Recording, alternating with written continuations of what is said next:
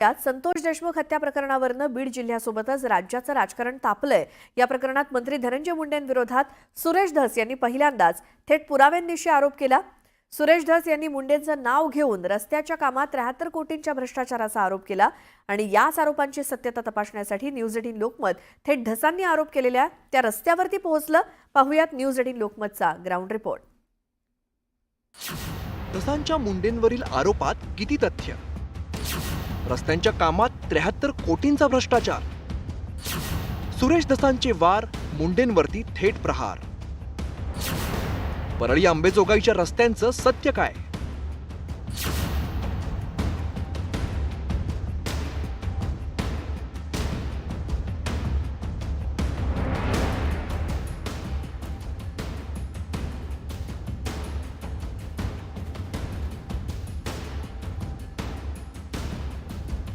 आष्टीचे आमदार सुरेश धस पत्रकार परिषद घेत बीडचे तत्कालीन पालकमंत्री धनंजय मुंडेंवरती भ्रष्टाचाराचे गंभीर आरोप केले।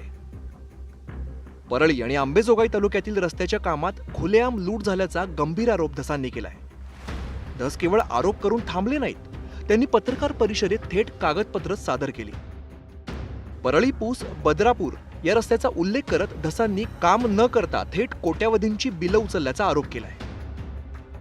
कार्यकारी अभियंता गौरी शंकर स्वामी यांनी एकूण 16 कोटी 20 लाख रुपये हे रस्ते विशेष दुरुस्ती कार्यक्रमांतर्गत काडीचंही काम न करता हे पैसे उचलून घेण्यात आलेले आहेत। परळी पूस बर्दापूर या रस्ता कामावर 5 कोटी रुपये काम न करता बिल उचलले आहे।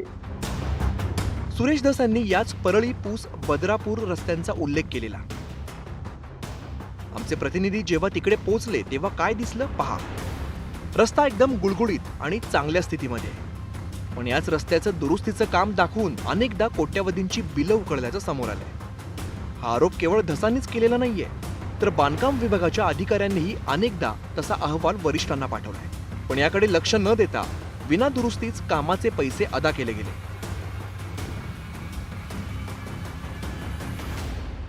हा परळी बर्दापूर पूस हा रस्ता आहे आणि हा रस्ता पूर्णपणे कंप्लीट असताना जवळपास 6 कोटी 30 लाखाची बिलं दोनदा उचलल्याचा आरोप या ठिकाणी केलेला आहे।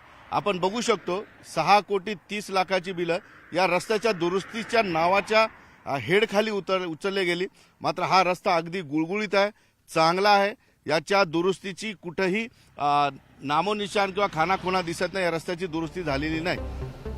रस्त्याच्या कामांच्या परवानगी रद्द केल्यानंतर सुद्धा कामं दाखवून जवळपास 25 कोटींच्या वर बिलं उचलल्याचा गंभीर आरोप धसांनी केलाय। हे केवळ एकाच रस्त्याबाबत घडलेलं नाहीये, अशा तब्बल 57 रस्त्यांबाबत हे घडलंय। कामाच्या प्रशासकीय मान्यता रद्द झाल्यानंतर सुद्धा या सर्व 57 रस्त्यांची कामं दाखवून पैसे उचलले गेले। 57 कामाच्या म्हणजे काय रद्द केलं? प्रशासकीय मान्यता प्रमा रद्द झाली म्हणजे विषय संपला। परंतु काय झालंय, या कामांचे एकूण 57 कामांचे प्रमा रद्द केल्यावर बी कलेक्टरने इकडे प्रमा रद्द केल्या, परंतु आकांनी तिकडे 14 कोटी 43 लाख 45 हजार रुपयाचे बिलं उचलून मोकळे झाले। या 57 रस्त्यांपैकी एका रस्त्यावरती आमची टीम पोहोचली। नाबाबवाडी ते घोलपवाडी दरम्यान या रस्त्यावरती आश्चर्य घडलं। हा रस्ता रद्द केल्यानंतर सुद्धा या रस्त्याचे पैसे उचलले गेल्याचं समोर आलंय। हा रस्ता जवळपास 1 ते 1.5 किलोमीटरचा आहे आणि आपण बघतोय रस्ता या ठिकाणी संपलेला आहे आणि त्याच्या पुढं फक्त माळरान आहे। मात्र हा रस्ता याची मान्यता मिळाली होती, मात्र या रस्त्यावर अनेकदा बिलं उचलली गेली, त्यामुळं त्याचं इन्स्पेक्शन झालं, निरीक्षण झालं आणि त्यानंतर सार्वजनिक विभागाच्या अधिकाऱ्यांनी या रस्त्याची मान्यताच रद्द केली। मान्यता रद्द केल्यानंतर सुद्धा या रस्त्याचं काम दाखवलं गेलं आणि या रस्त्याचे जवळपास 1.25 कोटी रुपये उचलले गेले 2 किलोमीटर रस्त्याचे। परळी मतदारसंघात बोगस कामं करून तब्बल 37 कोटी लाटल्याचा आरोप धस यांनी केलाय। बिलं काढण्यासाठी रातोरात कसे प्रभारी अधिकारी नेमले, वेगवेगळ्या विभागातून कसा पैसा उचलला गेला, याचा भांडाफोडच सुरेश धसांनी केलाय। 31/3 म्हणजे कोणता दिवस असतो माहिती आहे तुम्हाला?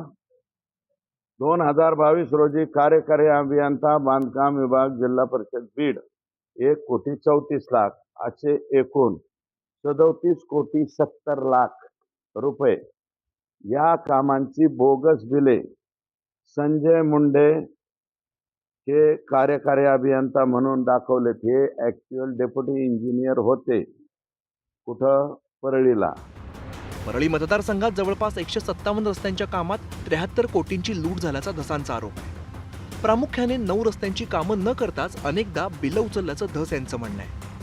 प्रशासकीय मान्यता रद्द झाल्यानंतरही 57 रस्त्यांचं काम झाल्याचं दाखवत कोट्यवधी रुपये लाटले गेलेत.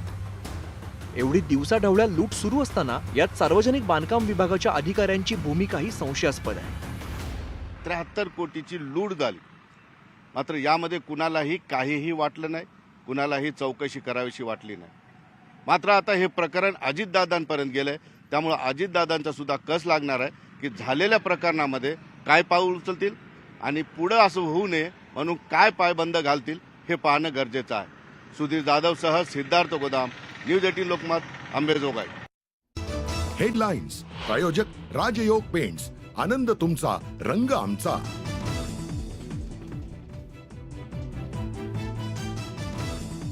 पुण्यामध्ये जीपीएस रुग्णांची संख्या 158 वर एका दिवसात आढळले. 3 नवे रुग्ण, चिंता वाढली.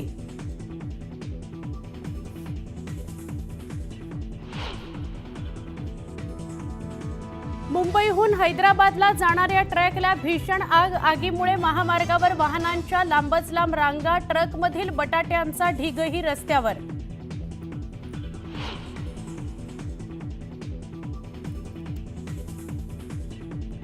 राज्यातील सर्वपक्षीय खासदारांच्या बैठकीला मुहूर्तच मिळेना. दरवर्षी अर्थसंकल्पापूर्वी होणारी खासदार आणि मुख्यमंत्र्यांची बैठक यंदा झालीच नाही.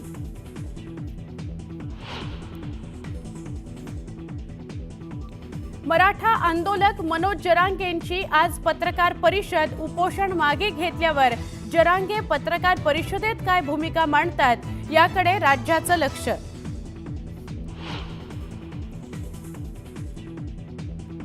महाकुंभमध्ये झालेल्या चेंगराचेंगरी प्रकरणी आज सुप्रीम कोर्टात सुनावणी. चेंगराचेंगरीत झाला होता 30 भाविकांचा मृत्यू.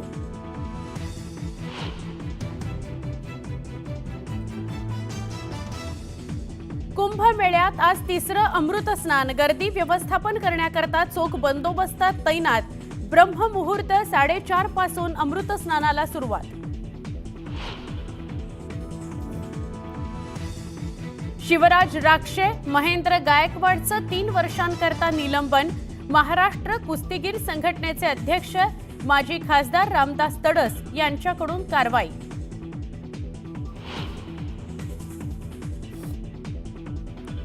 पुण्याचा पृथ्वीराज मोहोळ ठरला 67वा महाराष्ट्र केसरी. अंतिम सामन्यात सोलापूरच्या महेंद्र गायकवाडला केलं चितपट.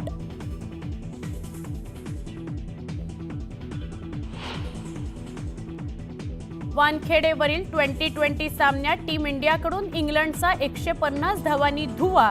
5 सामन्यांची मालिका टीम इंडियानं 4-1 जिंकली. अभिषेक शर्माचं खणखणीत शतक.